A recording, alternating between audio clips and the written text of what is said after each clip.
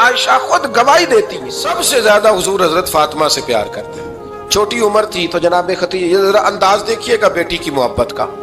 حضرت خدیجہ فرماتی ہیں حضور جب گھر آتے نا تو دروازے پہ کھڑے ہو کے اونچی آواز میں فرماتے السلام علیکم. کہتے ہیں حضور نہ سلام لیتے، میں جواب دیتی اپنے گھر حضور آئے ہیں پر نبی پاک دروازے پہ ہی کھڑے ہیں. فرماتی ہیں کھڑے رہتے حضور، میں پھر تھوڑا ہنستی اور پھر میں کہتی فاطمہ سنتی ہو؟ اماں جی سنتی ہوں. فرمایا تمہارے ابا آ گئے ہیں دروازے پہ. تو فرماتی ہیں جناب فاطمہ وہاں سے دوڑ کے آتی اور رسول کریم کا دروازہ کھولتی، پھر نبی پاک کو انگلی سے پکڑ کے اندر لاتی. فرماتی ہیں جب تک وہ جاتی نہیں اللہ کے رسول دروازے پہ کھڑے رہتے. وہ انگلی پکڑ کے لاتی پھر رسول کریم انہیں گود میں بٹھا لیتے. فرماتے ہیں وہ چھوٹی چھوٹی باتیں پوچھتی اور حضور ان کے بڑے بڑے جواب دیتے. وہ چھوٹی چھوٹی باتیں، بچپن کی ایک بات لکھی ہے ہمارے محدثین نے. ایک دن چھوٹی عمر میں، بالکل چھوٹی عمر میں حضرت فاطمہ نے پوچھا یا رسول اللہ میں اپنے رب کو کب دیکھوں گی؟ اللہ اکبر، عمر چھوٹی اور بات بڑی کر دی. میں کب دیکھوں گی؟ تو حضور نے فرمایا فاطمہ بڑی جلدی رب کریم تمہیں جنت میں لے جائے گا اور ساری جنتی عورتوں کی سردار بنائے گا اور پھر میرا رب تجھے اپنا دیدار بھی کرائے گا. تو جناب فاطمہ تو زہرا رضی اللہ تعالیٰ عنہا چھوٹی چھوٹی باتیں کرتی. حضرت خدیجہ کہتی ہیں جب چلے جاتے نا حضور تو میں پھر بلاتی، میں کہتی ادھر آنا فاطمہ، کیا باتیں کر رہی تھی اپنے ابا سے؟ تو کہتی پھر وہ مجھے بتاتی بھی اور راضی بھی ہوتی. یہ سلسلہ آخر تک چلا. یہ حضرت فاطمہ سے راز کی باتیں کرنا حضور کا آخر تک چلا. بخاری مسلم میں حدیث، وہاں راوی حضرت خدیجہ ہے، یہاں راوی حضرت عائشہ صدیقہ ہے. جناب عائشہ صدیقہ کہتی ہیں حضور کے وصال ظاہری سے کچھ دن پہلے خود نبی کریم علیہ السلام نے حضرت فاطمہ الزہرا کو بلایا اور جب وہ آئیں تو کہتی ہیں ان کو میں نے آتے دیکھا تو میں نے پھر حضور کو ان کے استقبال کے لیے کھڑے ہوتے بھی دیکھا. پھر حضور نے ان کا ماتھا چوما، جہاں بیٹھے تھے وہاں بٹھایا، پہلو میں بیٹھ گئے اور فرماتی ہیں پھر باپ بیٹی باتیں کرنے لگے. میں کوئی چیز بنا رہی تھی تو جناب عائشہ کہتی ہے میں نے دیکھا کہ حضور نے ان کے کان میں کوئی بات کہی تو جناب فاطمہ رونے لگ گئی. پھر حضور نے کان میں کچھ کہا تو وہ مسکرانے لگی. کہتی ہیں حضور وہ بات کر کے تشریف لے گئے، فاطمہ ابھی بیٹھی تھی، میں آئی، میں نے آ کے کہا کہ فاطمہ بتاؤ نبی کریم علیہ الصلوۃ والسلام نے آپ سے کیا کہا؟ کبھی ہنستی تھی کبھی روتی تھی. تو فرمایا حضور نے منع کیا ہے، یہ میرا اور میرے نبی کا راز ہے، میں حضور کی حیات ظاہرہ میں یہ بات کسی کو بتا نہیں سکتی. فرماتی ہیں کہ فاطمہ سے تو میں نے پوچھ لیا پر حضور سے پوچھنے کی تو جرت ہی نہیں تھی نا، لیکن وہ راز کی بات تھی. کچھ دن گزرے تو حضور بیمار ہو گئے، پھر کچھ دن گزرے تو حضور کا وصال ہو گیا. فرماتے ہیں کچھ عرصے کے بعد میں سیدہ فاطمہ الزہرا سے ملی تو میں نے کہا فاطمہ وہ بھید کھول تو دے، آج تو کھول دے وہ راز کیا تھا. آپ کو بلایا گیا، پھر آپ آئیں، پھر حضور نے بات کی، پھر نبی کریم علیہ السلام کے بات کرنے پر کبھی آپ روئیں کبھی آپ ہنسی، تو یہ کیا تھا؟ تو کہتی ہیں جناب فاطمہ پھر رونے لگی، کہنے لگی ہاں اماں جی اب میں پردہ کھول دیتی ہوں، اب میں راز بتا دیتی ہوں. حضور کا وصال ظاہری ہو گیا. فرمانے لگی مجھے حضور نے بلایا اور میرے کان میں فرمانے لگے فاطمہ وقت تھوڑا رہ گیا ہے، اب تیرے والد نے جانے کا پروگرام بنا لیا ہے، اب نہ ٹائم آ گیا ہے بچھڑنے کا. فرماتی ہیں جب میں نے یہ بات سنی تو میں رو پڑی، حضور آپ بچھڑ جائیں گے؟ کہتی ہے میں روئی. ذرا حدیث کے جملوں پہ غور کرنا. ماتی تھوڑی دیر گزری تو حضور نے میرے کان میں کہا فاطمہ پتر رو نا، بیٹے رو نا، میرے جانے کے بعد جو سب سے پہلے میرے پیچھے آ کے مجھے ملے گی نا بیٹی وہ تو ہی ہوگی. اللہ کرے میں سمجھا سکوں آپ کو بات. جب کہا نا کہ میں وصال کروں گا تو رو پڑی، اور جب کہا نا میرے بعد تیرا بھی جلدی وصال ہو جائے گا تو حضرت فاطمہ نے ہنسنا شروع کر دیا. کیا پیار ہے میرے محبوب علیہ الصلوۃ والسلام کے ساتھ جناب فاطمہ کا. ان کے وصال کی خبر سنی تو رو پڑی اور اپنے کی سنی تو ہنس پڑی.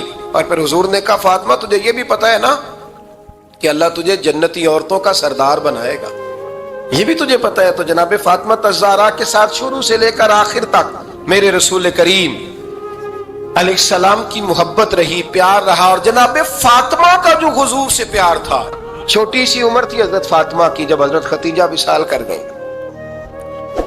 تو کسی نے کہا فاطمہ سب سے پہلے گھر سے کب نکلنا ہوا؟ تو بخاری مسلم میں حدیث ہے، اللہ کے نبی نا بیت اللہ شریف کے سامنے سجدے میں تھے تو ابو جہل کو شرارت سوجی، شرارت۔ اس نے کچھ لوگوں سے کہا، عقبہ بن ابی معیط تھا، کچھ اور لوگ تھے، کہنے لگا میں ابھی رستے سے گزرا ہوں تو وہاں کسی نے اونٹ ذبح کیا ہے، تو اونٹ کی اوجڑی، آپ نے اوجڑی دیکھی ہے نا، جانور کی اوجڑی بڑی وزنی ہوتی ہے، اس میں گندگی ہوتی ہے، اونٹ کی اوجڑی بڑی وزنی ہوتی تھی۔ کہنے لگا وہاں اونٹ کی اوجڑی پڑی ہے، وہ دیکھو نبی پاک معاذ اللہ سجدے میں ہے، تو معاذ اللہ ثم معاذ اللہ وہ اونٹ کی اوجڑی اٹھاؤ حضور کی گردن پہ رکھ دو۔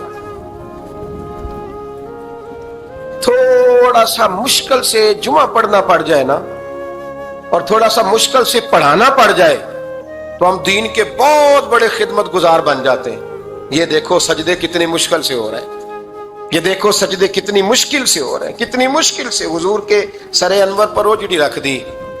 یہ وہ وقت ہے کہ نہ تو چچا ابو طالب ہیں جو پہنچ جاتے، نہ جناب ختیجہ ہیں جو بندوبست کرتی، تو کسی نے نہ جناب ختیجہ کے دروازے کے سامنے منہ کر کے کہا کہ محبوب کے گھر والوں حضور کے سر اقدس پر اوجڑی رکھ دی ہے کسی، اور حضور سر اقدس اٹھاتے ہیں تو تکلیف محسوس کرتے ہیں۔ جناب فاطمہ کہتی پہلا دیہڑا تھا جب میں چہرے پہ کپڑا ڈال کے نہ تو اپنے بابا کے لیے نکلی، فرماتی پہلا دن تھا، میں حرم کعبہ میں پہنچی، حضور کو سجدے میں دیکھا تو چھوٹے چھوٹے ہاتھوں سے میں نے اوجڑی نیچے گرائی، حضور بولے کچھ نہیں، نہ میں نے کوئی بات کی، میں نے حضور کی انگلی کو تھاما اور میں کنویں پہ لے آئی، حضور بھی نہیں بولے، جناب سیدہ فرماتی میں بھی نہیں بولی، حضور بیٹھ گئے اور میں کنویں سے پانی نکالنے لگی، میں حضور کی زلفیں دھوتی جاتی اور حضور روتے جاتے، زلفیں دھوتی جاتی اور حضور روتے جاتے۔ پھر حضرت فاطمہ نے جب حضور کی زلفیں دھو لی تو ہاتھ اٹھائے، کہا اے اللہ جنہوں نے میرے بابا کو تکلیف دی ہے نا ان کو برباد کر دے۔ میں رات روایت پڑھ رہا تھا مشکات سے تو میں حیران ہو رہا تھا کہ یہ عجیب منظر ہے، یہ عجیب منظر ہے کہ جب طائف والے پتھر مارے اور نبی کریم علیہ السلام سے حضرت زید بن حارثہ کہ حضور دعا کریں گے تباہ ہو جائے، تو نبی پاک کہ نہیں زید میں نے نہیں ان کے لیے تباہی کی دعا کرنی، یہ نہیں ٹھیک ہوتے تو ہو سکتا ہے ان کی نسلیں ٹھیک ہو جائیں۔ اور جب احد میں وہ لوگ پتھر مار کے دانت شہید کر دیں، حضرت ابوبکر صدیق جیسی ٹھنڈی طبیعت کا آدمی عرض کرے حضور دعا کریں یہ تباہ ہو جائے، تو حضور نے فرمایا اللہم اہد قومی فإنہم لا یعلمون، یا اللہ میری قوم کو ہدایت دے، یہ جانتے نہیں یہ کیا کر رہے ہیں۔ حضور نے کبھی بھی کسی کے لیے دعائے ضرر نہ فرمائی، لیکن آج یہ عجیب منظر ہے، شاید یہ واحد وہ وقت ہے کہ جناب فاطمہ الزہرا نے جب کہا نا کہ اے اللہ انہیں برباد کر دے جنہوں نے آج میرے والد کو تکلیف دی ہے، حضرت فاطمہ کی دعا سن کے تو حضور نے بھی ہاتھ اٹھائے، کہا اے اللہ جیسے میری بیٹی کہتی ہے نا ویسے ہی کر دے، اللہ کر دے انہیں برباد، فاطمہ جیسے کہتی ہے ویسے، اللہ کرے آپ کو سمجھ آئے میری بات کی کہ وہاں جہاں شدید تکلیف دی گئی وہاں حضور نے کسی کے لیے ایسی دعا، اور یہاں فرمایا اللہ جیسے فاطمہ کہتی ہے ویسے، اللہ اکبر۔ حضرت عبداللہ ابن مسعود کہتے ہیں کہ وہ دعا بھی میں نے سنی، اور پھر میں نے ان سب لوگوں کو جن کے لیے جناب سیدہ نے دعا کی تھی ان سب کو پھر میں نے بدر میں کٹتے ہوئے بھی دیکھا، میں نے ان کی لاشوں پر گھوڑے چلتے ہوئے بھی دیکھے، پھر میں نے دیکھا کہ صحابہ انہیں گھسیٹ کر کنووں میں ڈال رہے تھے، میں غور سے دیکھ رہا تھا اور ان کے چہرے پہچان رہا تھا، تو مجھ سے کسی نے کہا عبداللہ تم کیا غور کر رہے ہو؟ تو میں نے کہا میں غور کر رہا ہوں یہ وہی ہیں سارے جن کے لیے سیدہ فاطمہ نے دعا کی تھی کہ یہ برباد ہو جائے، یہ وہی ہے میرے رسول کریم علیہ السلام کی ہر تکلیف کو جناب فاطمہ نے اپنی تکلیف سمجھا، ہر تکلیف کو۔ حضرت فاطمہ الزہرا کا کمال یہ ہے کہ انہوں نے میرے محبوب کا دکھوں میں ساتھ دیا، حضور کی تکلیف پر وہ تکلیف میں آتی، پریشان ہوتی۔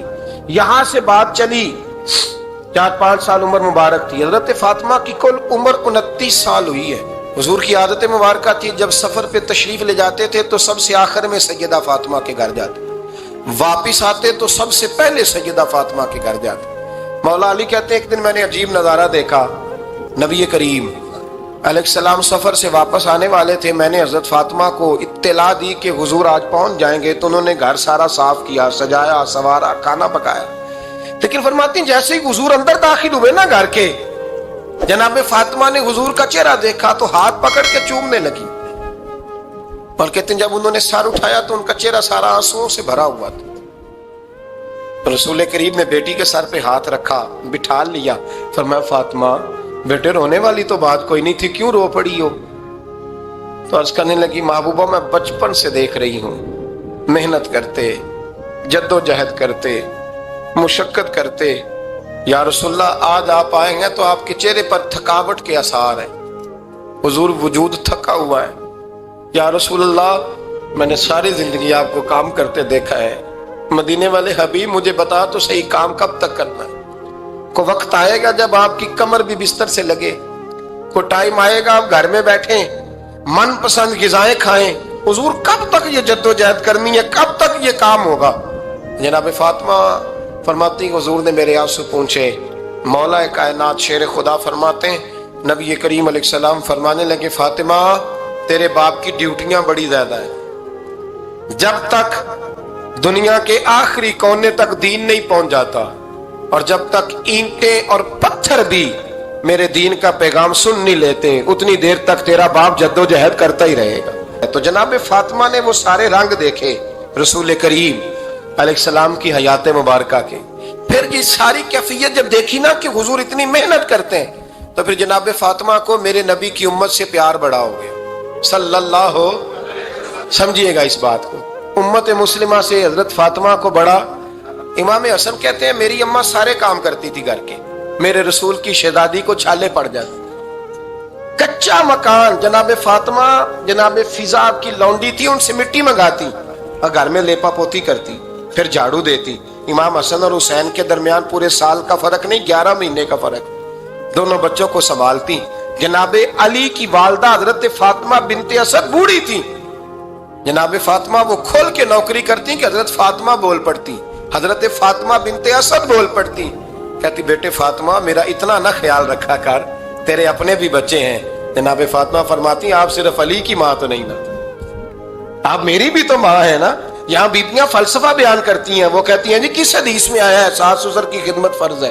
میں نے کہا کسی میں بھی نہیں آیا، ہم کیا کہہ رہے ہیں، کسی میں بھی نہیں آیا، لیکن یہ تو آیا ہے نا کہ شوہر راضی ہو تو اللہ راضی رہتا ہے، تو اگر شوہر ماں باپ کی خدمت سے راضی ہوتا ہے تو کرو خدمت، اس کو تو راضی کرنا ہے نا، اس پر تو توجہ دو۔ حضرت فاطمہ پھر چکی پیستی، چکی چکی یہ آسان جملہ نہیں کہہ جاتے ہیں ہم، سن لیتے ہیں آپ، چکی پیس کر جو پیس کر اس کا آٹا بنانا، پھر بچوں کے لیے کھانا پکانا۔ پھر ایک دن کہنے لگے علی آپ کی آمدن تھوڑی ہے، خرچے زیادہ، چرخا نہیں لا دیتے؟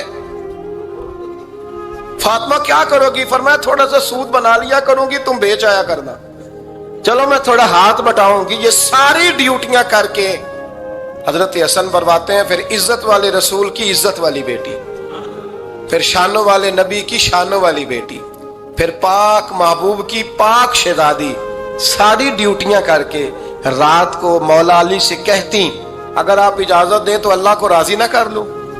تو حضرت علی فرماتے فاطمہ جیسے دل کرے۔ تو امام حسن کہتے ہیں پھر میری ماں مصلی بچھا لیتی، مصلی، اور پھر ساری رات وہ نماز پڑھتی، ساری رات، اور فرماتے ہیں جب سویرے ہاتھ اٹھاتی تو پہلی دعا یہ کرتی اے اللہ میرے رسول کی امت پہ رحم فرما، اے اللہ میرے رسول کی امت پہ رحم فرما۔ تو کہتے ہیں زمانے بیت گئے یہ دعا سنتے تھے۔ ایک دن میں قریب گیا تو میں نے کہا امی حضور کوئی دعا میرے لیے بھی کر دیں، کوئی حسین کے لیے بھی کر دیں، کوئی زینب کے لیے بھی کر دیں، ساری دعائیں امت مصطفیٰ امت مصطفیٰ امت مصطفیٰ۔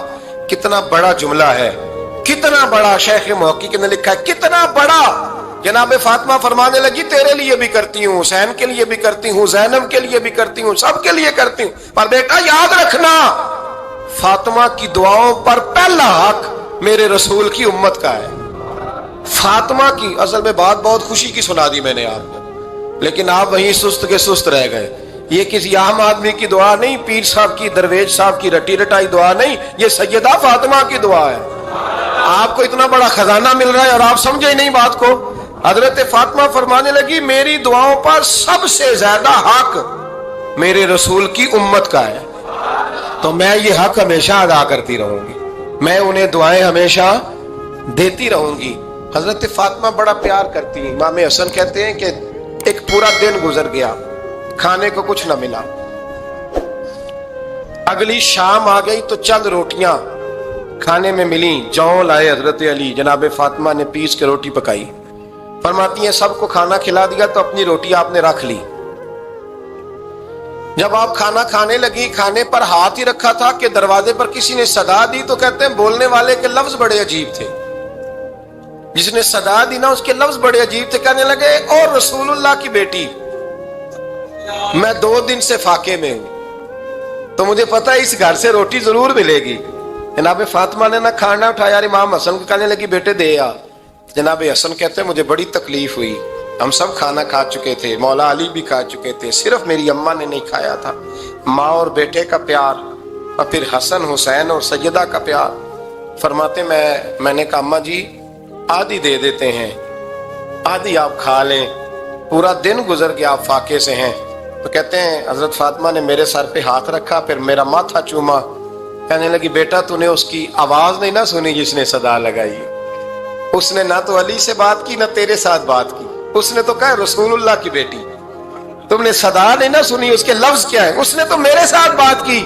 اور پھر فرمایا بیٹے میں 1 دن سے فاقے میں ہوں, وہ 2 دن سے فاقے میں. میرا 1 دن گزارا اور ہو جائے امت کے ساتھ. ایک دن نا ایک نبی پاک کی بارگاہ میں شخص آیا, اس نے کلمہ پڑھا. قبیلہ بنو سلیم سے اس کا تعلق تھا. نبی کریم علیہ السلام نے اس سے اس کی مالی حالت پوچھی. تو عرض کرنے لگا یا رسول اللہ صلی اللہ علیہ وسلم میرے قبیلے میں 3000 لوگ ہیں اور سب سے غریب میں ہی ہوں. نبی کریم صلی اللہ تعالی علیہ وسلم نے فرمایا اس کی مدد کرو بھائی.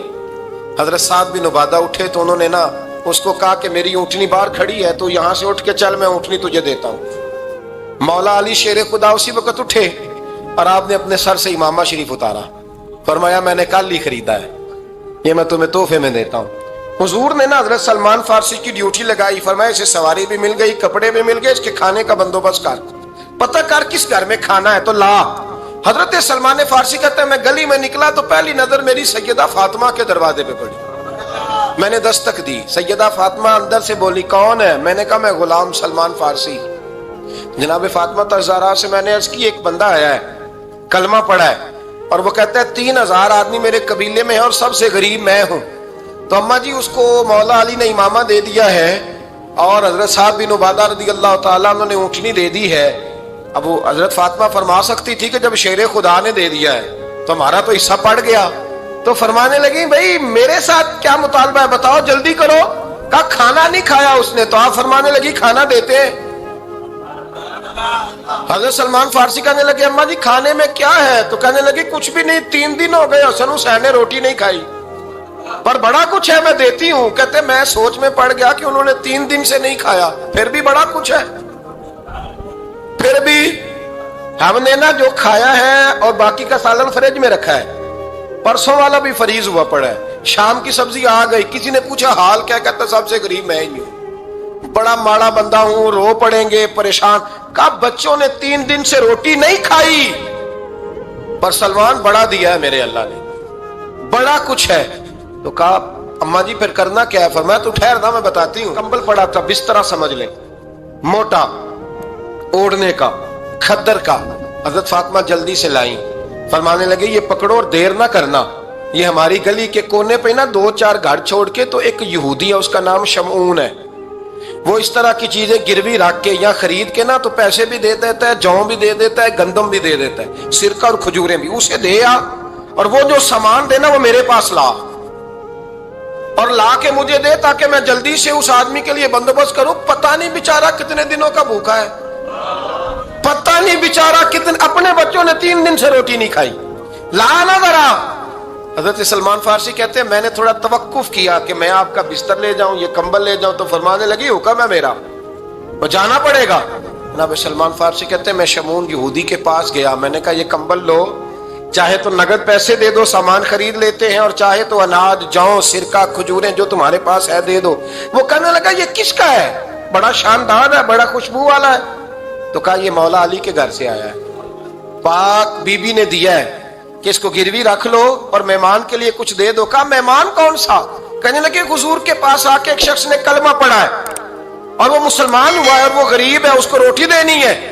تو وہ شمون یہودی کہنے لگا میں بھی تورات پڑھا کرتا تھا، تو آج ہی سویرے میں نے پڑھا ہے، آج ہی سویرے پڑھا ہے، ابھی پڑھا ہے، میں بڑی دیر سے حضور آئے تھے پر میری آنکھوں پہ پردہ ہی رہ گیا، مقدر سکندر کا دیکھو کہ پیاسے چلے جا رہے ہیں کنارے کنارے، میں پیاسا ہی مرنے لگا تھا، آج ہی میں نے پڑھا ہے کہ جو آخری امت آئے گی نا، اس امت میں جو رسول اللہ صلی اللہ علیہ وسلم کے قریبی ہوں گے، ان کا کمال یہ ہوگا کہ وہ اپنا پیٹ پر پتھر باندھ کے دوسروں کی مدد کیا کریں گے۔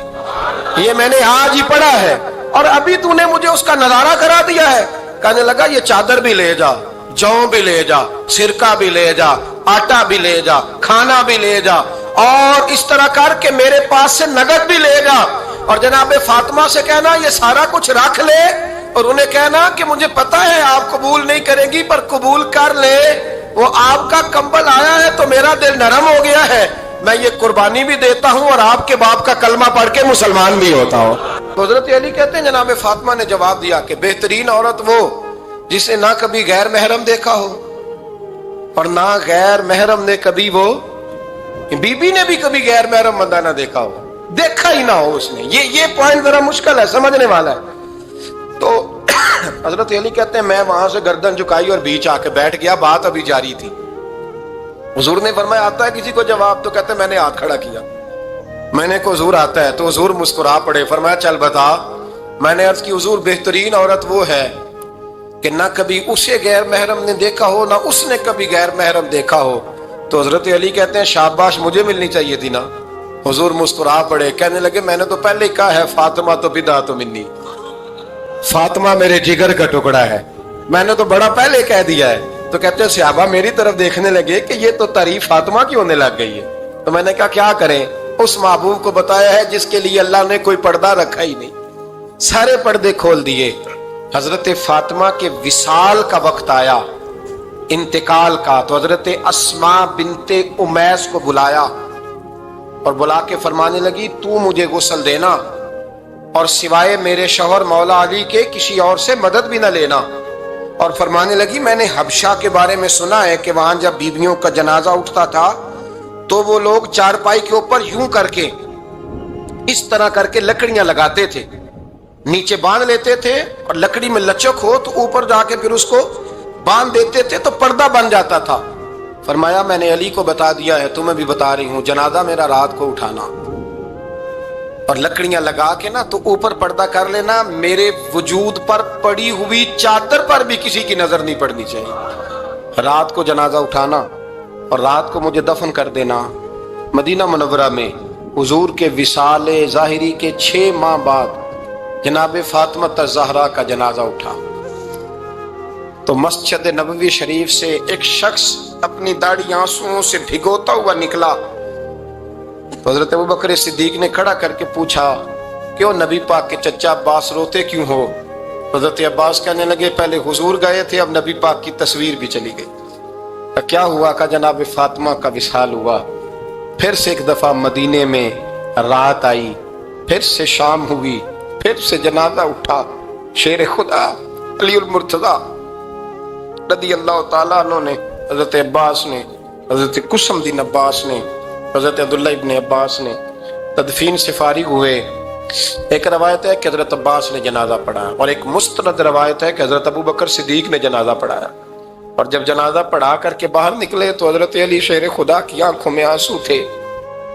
اتنے کالی روتے کیوں ہو؟ مانے لگے صرف فاطمہ نہیں گئی، مصطفیٰ کریم کی امت کے لیے دعائیں کرنے والا ایک بڑا ہاتھ رخصت ہوا ہے، ایک بڑا ہاتھ۔ جناب فاطمہ الزہرا نے 29 سال کی عمر مبارک گزاری۔ میں نے پہلے بھی ایک دفعہ یہ موضوع بیان کیا تھا تو میں نے بات کر دی تھی، کیونکہ میں نے نہیں کی، وہ بات کسی اور کی ہے، کرنی بڑی ضروری ہے۔ علامہ اقبال کہنے لگے، اسرار بے خودی میں لکھنے لگے کہ فاطمہ جو تو نے کیا ہے وہ کوئی نہیں کر سکتا۔ اقبال کہنے لگے فاطمہ جب تجھے دیکھتا ہوں نا تڑپ اٹھتا ہوں۔ کہنے لگے اے فاطمہ میرے رسول کریم نے نا میرے پاؤں میں شریعت کی زنجیریں باندھ دی ہیں، اگر مجھے شریعت منع نہ کرتی، حضور پابند نہ کرتے تو میں کعبے کا طواف نہ کرتا، تیری قبر کا طواف کرتا۔ फातिमा तूने 29 साल में वो इनकलाब बर्पा किया, उम्मत पर वो रहमत की। अली के घर की है इज्जत, अली से सुनते हैं। नबी के घर की है इज्जत, नबी से सुनते हैं। वो जिसने मुअज़्ज़ज़ किया घराने को, हुसैन पाल के जिसने दिया जमाने को। और मेरे आला हज़रत फरमाते हैं सैयदा जाहिदा तैयबा ताहिरा। कभी आप अगला फिक्रा सुने ने तो बरेली के इमाम ने हद कर दी, फरमाने लगे जाने अहमद की राहत पे लाखों सलाम। जाने अहमद, कहते हैं नबी पाक की जो जान है वो सैयदा फातिमा है। और सिर्फ जान नहीं, ये वो वाली हुजूर की जान है जिससे नबी पाक सुकून हासिल करते हैं, राहत हासिल करते हैं। जाने अहमद की राहत पे। और इसका एक तर्जुमा ये है कि नबी पाक की जान को सुकून हजरत फातिमा की वजह से मिलता। जाने अहमद की राहत पे लाखों सलाम। और हजरत हसनैन करीमैन का जिक्र करते हुए फरमाते हैं आप तत्हीर से जिसमें पौधे जमे। हजरत फातिमा के बारे में कुछ रवायतों में ये आता है कि औरतों की तरह उन्हें हैज निफास नहीं आता था, अल्लाह ने पाक पैदा फरमाया। और मौला अली तो पहले ही पाक है। तो फरमाते हैं ये जो बच्चे हुए ना, ये आब तत्हीर से जिसमें पौधे जमे। ये बरेली के इमाम की मोहब्बत है सैयदा फातिमा से और हसनैन करीमैन से। क्या अंदाज है, कहने लगे आब तत्हीर से जिसमें पौधे जमे, उस रियाज़े नजाबत पे लाखों सलाम। उस रियाज़े, पता नहीं कहां बैठ के लोग अहले बैत की शान बयान करते हैं। अहले बैत की शान सुननी है तो बरेली के इमाम से सुनो। उस रियाज़े नजाबत पे कहते हैं हजरत फातिमा सिर्फ पाक नहीं, पाकीज़गी का पूरा बाग है पूरा। यानी उनकी छांव भी पाक है, उनका साया भी, उनका फल भी, उनकी टहनियां भी, बोले तो सही यार, उनकी टहनियां भी, उनकी जमीन भी।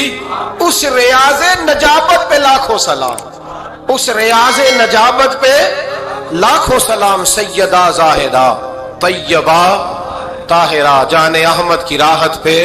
ऐ अल्लाह, रमजान का जुमा है, बड़े सारे लोग मौजूद हैं, हम तेरी बारगाह में इल्तिजा करते हैं। ऐ अर्श व फर्श के मालिक, पाक रसूल की पाक बेटी का सदका उम्मत की हर बेटी पे रहम फरमा। अगर आपको हमारी वीडियो अच्छी लगी तो हमारे चैनल को सब्सक्राइब जरूर करें।